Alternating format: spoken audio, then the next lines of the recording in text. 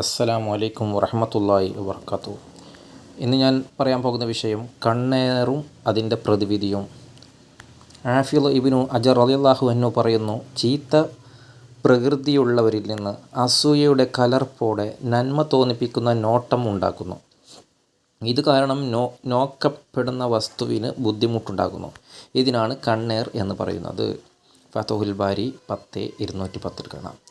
ഇമാം നവവി റളിയല്ലാഹു അൻഹു ഉദ്ധരിക്കുന്നു, എണ്ണ ഏറുകാരൻ അത് ഏൽക്കുന്നവനോട് അഭിമുഖമാകുമ്പോൾ അള്ളാഹു ഉണ്ടാക്കുന്ന കൊടുതി മാത്രമാണ് അവിടെ സംഭവിക്കുന്നത്. ഷറഹു മുസ്ലിം. ആത്മാക്കളിൽ ചിലതിനുണ്ടാകുന്ന ദുർഗുണമാണ് കണ്ണേർ.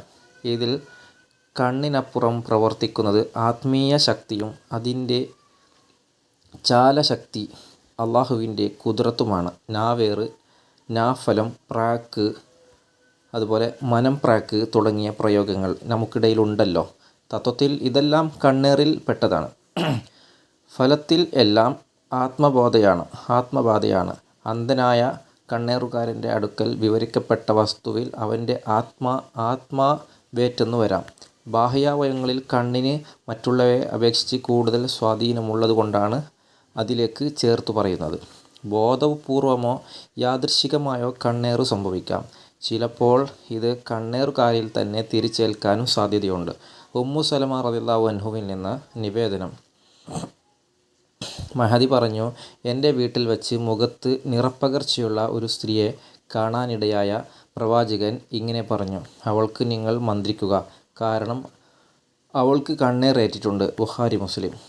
ഇബ്നു അബ്ബാസിൽ നിന്നും നിവേദനം. പ്രവാചകൻ പറഞ്ഞു, കണ്ണേറ് വസ്തുതയാണ്. അള്ളാഹുവിൻ്റെ വിധിയെ വല്ലതിനും മറികടക്കാനാകുമായിരുന്നുവെങ്കിൽ കണ്ണേറിനു കഴിയുമായിരുന്നു. മുസ്ലിം റിപ്പോർട്ടിൽ കാണാം. അൻ ഇബ്നു അബ്ബാസി റളിയല്ലാഹു അൻഹു അനിൻ നബി സ്വല്ലല്ലാഹു അലൈഹി വസല്ലം ഖാലൽ ഹൈൻ അക്ക്. ഇബ്നു അബ്ബാസ് റളിയല്ലാഹു അൻഹുവിൽ നിന്നും നിവേദനം. നബി സ്വല്ലല്ലാഹു അലൈഹി വസല്ലം തങ്ങൾ പറഞ്ഞു, കണ്ണേറ് ബാധിക്കുമെന്നത് സത്യമാണ്. മുസ്ലിം ഹദീസ് നമ്പർ 5656. ജുഹഫയിലെ ഷുഹബുൽ ഖുറാനിലൂടെ നബി സല്ലല്ലാഹു അലൈഹി വസല്ലം തങ്ങളും ഏതാനും അനുജന്മാരും യാത്ര ചെയ്യുകയായിരുന്നു. അവിടെ സഹ്ലു ഇബ്നു ഉനൈഫ് റളിയല്ലാഹു അൻഹു കുളിക്കുന്നുണ്ടായിരുന്നു. സുന്ദരനായ അയാളെ നോക്കി ആമിർ ഇബ്നു റബീഹ റളിയല്ലാഹു അൻഹ ആശ്ചര്യപൂർവ്വം പറഞ്ഞു, മണിയറയിൽ കഴിയുന്ന മണവാട്ടികളെപ്പോലും ഇത്ര സൗന്ദര്യത്തോടെ ഞാൻ കണ്ടിട്ടില്ല. ഇതോടെ സഹലിന് റളിയല്ലാഹു അൻഹു പനി ബാധിച്ചു തളർന്നു. അദ്ദേഹത്തെ നബി സല്ലല്ലാഹു അലൈഹി വസല്ലം തങ്ങളുടെ അടുത്തേക്ക് കൊണ്ടുവന്നു. ആരെങ്കിലും ഇദ്ദേഹത്തെ കണ്ണുവെച്ചതായി സംശയിക്കുന്നുണ്ടോ എന്ന് ചോദിച്ചപ്പോൾ ആമിർ ഇബ്നു റളിയല്ലാഹു അൻഹ സംശയമുണ്ടെന്ന് അവർ പറഞ്ഞു. എന്തിനാണോ നിങ്ങളിൽ ഒരാൾ തൻ്റെ സഹോദരനെ കൊല്ലുന്നത്? നിനക്ക് അത്ഭുതമുളവാക്കുന്ന ഒന്ന് നീ കണ്ട സമയത്ത് അദ്ദേഹത്തിന് അനുഗ്രഹത്തിനായി പ്രാർത്ഥിച്ചുകൂടായിരുന്നുവോ എന്ന് നബി സല്ലല്ലാഹു അലൈഹി വസല്ലം ചോദിച്ചു. കണ്ണേറ് തട്ടിയാൽ ഏറ്റവും ഫലപ്രദമായ മന്ത്രം ജിബ്രീൽ അലൈഹിസ്സലാം പഠിപ്പിച്ച മന്ത്രമാണ്. ബിസ്മില്ലാഹി യുബ്രീക ഒമിൻ കുല്ലി ദാഹിം യഷ്ഫീക ഒമിൻ ഷർരി ഹാസിദിൻ ഇസാ അസദ് വശർരി കുല്ലി സീ ഹൈൻ. റവാഹുൽ മുസ്ലിം. മുസ്ലിം ഹദീസ് നമ്പർ 5653. സ്വല്ലല്ലാഹു അലൈഹി വസല്ലം. നബി സല്ലല്ലാഹു അലൈഹി വസല്ലമ ചൊല്ലാറുള്ള മറ്റൊരു മന്ത്രമാണ് അഊസു ബികലിമാത്തില്ലാഹി താമ്മാത്തി മിൻ കുല്ലി ശൈത്വാനിൻ വ ആമ വ മിൻ കുല്ലി ഐനിൻ ലാമ മാഷാ അല്ലാഹു ലാ ഖുവത ഇല്ലാ ബില്ലാഹ്. ബുഖാരി ഹദീസ് നമ്പർ 3306. വല്ല വസ്തുവും അല്ലെങ്കിൽ വല്ലവരുടെയും വസ്ത്രമോ ശബ്ദമോ മറ്റെന്തെങ്കിലും കാര്യങ്ങളോ നമ്മെ ആകർഷിച്ചാൽ മാഷാ അല്ലാഹ് എന്നോ തബാറക് അല്ലാഹ് എന്നോ ചൊല്ലിയാൽ നമ്മുടെ കണ്ണേറ് ഏൽക്കുന്നത് തടയാവുന്നതാണ്. മാതാപിതാക്കൾ പോലും സ്വന്തം മക്കളുടെ പ്രവൃത്തിയിലോ മറ്റു അത്ഭുതം തോന്നിയാൽ ഇങ്ങനെ പറയാതിരുന്നാൽ കണ്ണേറ് സ്വന്തം മക്കളെ പോലും ബാധിക്കും. ഇബ്നു അബ്ബാസ് റളിയല്ലാഹു അൻഹു നിവേദനം ചെയ്യുന്ന ഹദീസിൽ ഇങ്ങനെ കാണാം, കണ്ണേറ് സത്യമാണ്. വിധിയെ മറികടക്കാൻ വല്ലതിനും സാധ്യമായിരുന്നെങ്കിൽ കണ്ണ് അതിനെ മറികടക്കാമായിരുന്നു. മുസ്ലിം. അതുകൊണ്ട് അത്ഭുതം തോന്നുന്ന വല്ലതും കാണുന്ന പക്ഷം മാഷാ അല്ലാഹു ലാ ഖുവത ഇല്ലാ ബില്ലാഹ് എന്ന് പറഞ്ഞ് അതിൽ ബർക്കത്ത് ലഭിക്കാൻ പ്രാർത്ഥിക്കണമെന്ന് ആയതിൻ്റെയും ഹദീസുകളുടെയും അടിസ്ഥാനത്തിൽ പണ്ഡിതർ പറയുന്നു. മറ്റുള്ളവരിൽ നിന്ന് ഇത്തരം വല്ലതും ഉണ്ടാവുമെന്ന് ഭയപ്പെടുന്ന പക്ഷം സൂറത്തുൽ ഫലക്കും നാസും ഓതി അള്ളാഹുവിനോട് കാവലിനെ തേടണമെന്നും ഹദീസുകളിൽ കാണാം. ശറഹിയായ മറ്റു മന്ത്രങ്ങൾ നടത്താവുന്നതും അതിനായി മറ്റുള്ളവരെ സമീപിക്കുന്നതുമാണ്.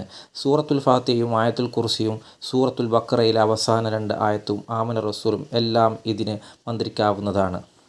ദിവസവും രാവിലെ വൈകുന്നേരവും ബിസ്മില്ലാഹില്ലസീ ലാ യളുറു മാസ്മി ഷൈഉൻ ഫിൽ അർളി വലാ ഫിസ്സമാഇ വഹുവ സമീഉൽ അലീം എന്ന ദിക്ർ 3 പ്രാവശ്യം ചൊല്ലുന്നത് പതിവാക്കിയാൽ ഇത്തരം ശല്യങ്ങളിൽ നിന്നെല്ലാം രക്ഷ നേടാമെന്ന് ഇമാം തിർമിദി നിവേദനം ചെയ്യുന്ന ഹദീസിൽ കാണാം. കണ്ണേറ് തടയാൻ പല മാർഗങ്ങളും സ്വീകരിക്കാം. അത് വരാനുള്ള സാഹചര്യം തടയുകയാണ്. അതിലൊന്ന് ഇതാണ്. യാക്കൂബ് നബി അലൈഹിസ്സലാം തൻ്റെ പ്രിയ മകൻ ബിന്യാമിനെ മറ്റു 10 മക്കൾക്കൊപ്പം ഈജിപ്തിലേക്ക് യാത്രയാക്കുമ്പോൾ അവർക്കു നൽകിയ ഉപദേശത്തിലൂടെ ചെയ്തത്. യാക്കൂബ് നബി പറഞ്ഞു, പ്രിയ മക്കളെ, നിങ്ങൾ ഒറ്റ കവാടത്തിൽ കൂടി കടക്കരുത്, വിവിധ കവാടങ്ങളിലൂടെ പ്രവേശിക്കുക.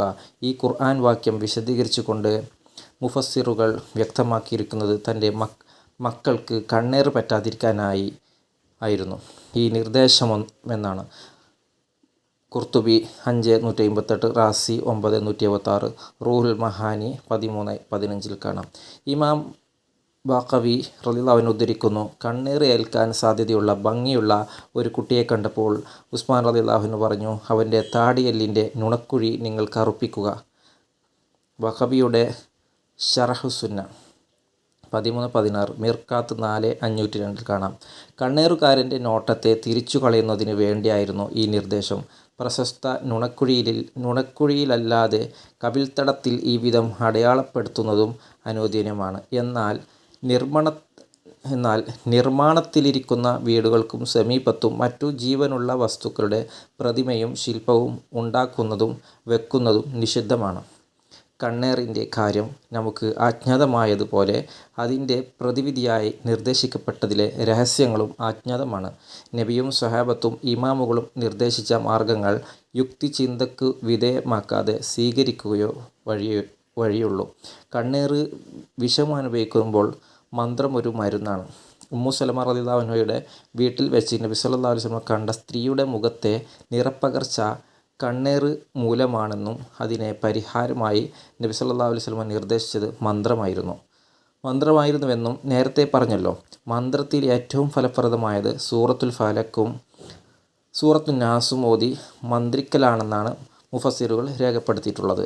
കണ്ണേറ് സത്യമാണെന്ന് മതപ്രമാണങ്ങൾക്ക് കൊണ്ട് സ്ഥിരപ്പെട്ടിട്ടും അതുപോലെ മുഹ്തസിരി പ്രസ്ഥാനത്തിൻ്റെ നായകൻ അബൂ ഹലിയുൽ ജുബായി ഇതിൻ്റെ ശക്തമായി നിഷേധിക്കുന്നു. കണ്ണേറ് അന്ധവിശ്വാസമാണെന്ന് പറയുന്നവർ ജുബാഹിയെ പിൻപറ്റുന്നവരാണ്. ഇവർക്കെതിരെ ഇബ്നുൽ ഖയ്യിം ഇങ്ങനെ പ്രസ്താവിക്കുന്നു, പ്രമാണങ്ങളെക്കുറിച്ച് വിവരമില്ലാത്തവരും ബുദ്ധി കുറഞ്ഞവരുമായ ചിലർ കണ്ണേറിനെ തള്ളിക്കളഞ്ഞു. യാഥാർത്ഥ്യമല്ലാത്ത അന്ധമായ ചില ധാരണകൾ മാത്രമാണ് അതെന്ന് അവർ വിധിയെഴുതി. ബുദ്ധിയും പ്രമാണവും സ്ഥിരീകരിക്കുന്നതിന് അറിയാൻ കഴിയാത്ത പരമവിഡ്ഢികളാണവർ. അകക്കണ്ണിൻ്റെ മറകട്ടിയുള്ളവരും കടുത്ത പ്രകൃതിക്കാരും ആത്മാർത്ഥതകളെക്കുറിച്ചും അവയുടെ വ്യവഹാരങ്ങളെക്കുറിച്ചും യാതൊന്നും അറിയാത്തവർ മാത്രമേ ഇങ്ങനെ പറയൂ. വിവിധ മതക്കാരും പ്രസ്ഥാനക്കാരുമായ നേതാക്കൾക്ക് വരെ കണ്ണേറ് അംഗീകരിച്ചവരാണ്. അവരാരും അത് തള്ളിപ്പറഞ്ഞവരല്ല. അത് അങ്ങനെ നടക്കുന്നുവെന്നതിലേ അവർക്ക് തർക്കമുള്ളൂ. സാദുൽ മഅദ് 4:144. ആലുസി തൻ്റെ റൂഹുൽ മഹാനിയിൽ പറയുന്നു, ഏതൊരു കാര്യവും യാഥാർത്ഥ്യമാകുന്നതിൻ്റെ പിന്നിലെ ആത്യന്തിക കാരണം അള്ളാഹുവിൻ്റെ ഉദ്ദേശം മാത്രമാണെന്നും അവർ വേണ്ടുക വെച്ചതു മാത്രമേ സംഭവിക്കുകയുള്ളൂ എന്നും അല്ലാത്തത് സംഭവിക്കില്ല എന്നും സ്ഥിരപ്പെട്ടതാണ്. എന്നാൽ കണ്ണേറിൻ്റെ പ്രതിഫലന കാര്യത്തിലെ അള്ളാഹുവിൻ്റെ ഹിക്മത്ത് എന്താണെന്ന് നമുക്ക് അജ്ഞാതമാണ്. റൂഹുൽ മഹാനി 13:18. അതുപോലെ പുത്തനാശയക്കാരനായ ഇബ്നു ഖയ്യിമും ആലുസിയും കണ്ണേറ് സത്യമാണെന്ന് പ്രഖ്യാപിച്ചവരാണ്. അതേസമയം അനിഷ്ടകരമായ കാര്യങ്ങൾ സംഭവിക്കുന്നതെല്ലാം കണ്ണേറ് കൊണ്ടാണെന്ന് വിശ്വസിക്കുകയും അതിൻ്റെ പേരിൽ മറ്റുള്ളവരെ സംശയിക്കുകയും ചെയ്യുന്നത് ശരിയല്ല. അള്ളാഹുവിലുള്ള ഉറച്ച വിശ്വാസമുണ്ടാവുകയും ദൈനംദിന ദിക്റുകൾ പതിവാക്കുകയും ചെയ്യുന്നവർക്ക് അത്തരം കാര്യങ്ങളൊന്നും ബാധിക്കുകയില്ല. ദുആ വസിയത്തോടെ ഞാൻ നിർത്തുന്നു. അസ്സലാമു അലൈക്കും വറഹ്മത്തുള്ളാഹി വബറകാതുഹു.